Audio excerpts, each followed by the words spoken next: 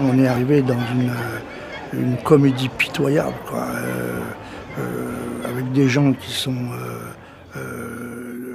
aussi bien du côté patronal que du côté syndical, quand même très très éloignés de la base et du terrain, et que les gens en bas ne voient pas comme leurs représentants. Je veux dire que les gens comptent sur eux pour régler des problèmes qui les concernent dans leur entreprise, mais ils ne comptent plus sur leurs représentants confédéraux pour espérer obtenir des accords substantiels sur telle ou telle question. Ce temps-là est terminé. Mais ça jette aussi le discrédit sur ce qu'est la négociation et sur ce que sont les négociateurs.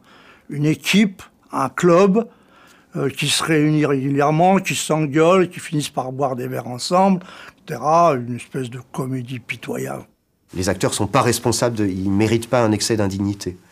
Il y a un moment donné, ils se sont aussi ajustés dans leur propre fonctionnement au dispositif sur lequel ils pouvaient se déployer, quoi.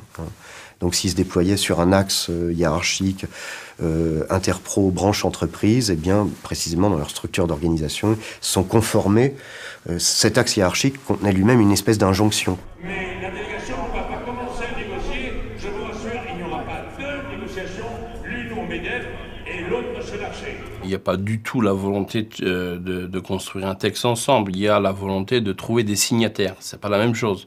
Donc l'idée pour trouver des signataires, c'est je te donne quelque chose, un poste, sous une forme ou sous une autre, et tu m'imposes une signature. C'est peut-être dur à entendre, mais c'est comme ça que ça marche aujourd'hui. Et à partir de là,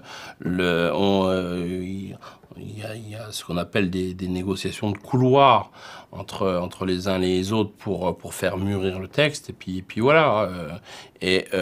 On essaie, si vous voulez, de mettre ceux qui signent pas, si vous voulez, on essaye de les montrer du doigt en disant que c'est des organisations qui cherchent jamais à discuter, jamais à négocier.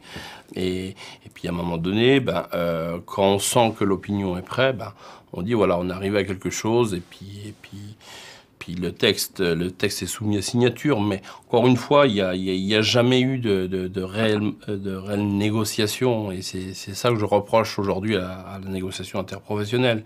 Sur les trois que j'ai faites, ce que je reproche, c'est qu'on n'ait jamais pu discuter sur le fond. Regardez, c'est ce que je vous disais, assurance chômage. Sur les points durs, sur les points durs de cette négociation, qui sont les cotisations et les durées d'affiliation ou d'indemnisation, on n'en a jamais parlé. Je crois que c'est en 2003, il y a eu une tentative de négociation sur les restructurations industrielles, qui a échoué. Je crois que la dernière négociation sur le sujet-là doit remonter à la fin des années 70. Ça veut dire qu'on est devant un truc quand même assez fabuleux. En 30 ans, les salariés ont complètement changé de boulot. Tous. Les entreprises d'aujourd'hui ne ressemblent plus en rien à ce qu'elles étaient. On est infoutu de négocier sur tous les aspects d'évolution des organisations du travail, d'évolution des organisations des entreprises, de gestion de toutes ces mutations.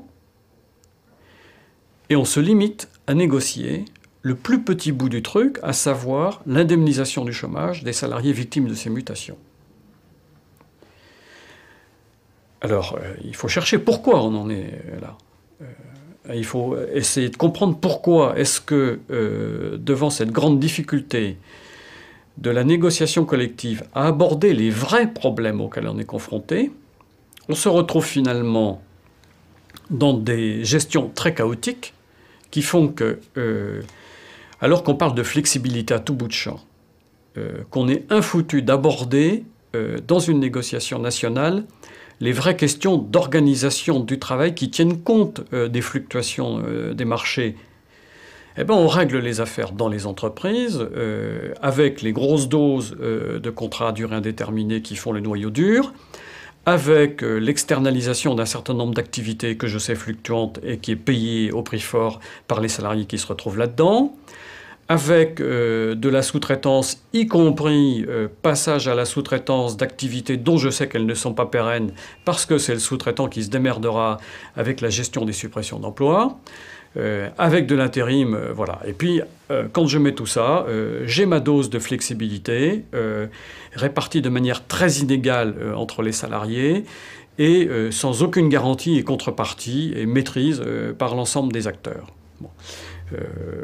On aboutit à ça. On aboutit au fait que, parce que les partenaires sociaux au niveau national sont en retard sur l'adaptation du modèle social, que malgré tout les entreprises vivent au rythme de la mondialisation parce qu'elles n'ont pas le choix, le décalage de plus en plus grand s'opère entre les garanties collectives générales et puis ce qui se passe réellement dans les entreprises. La déconnexion entre les deux fait qu'on a une forme de couvercle qui ne recouvre plus la marmite et des salariés moins protégés.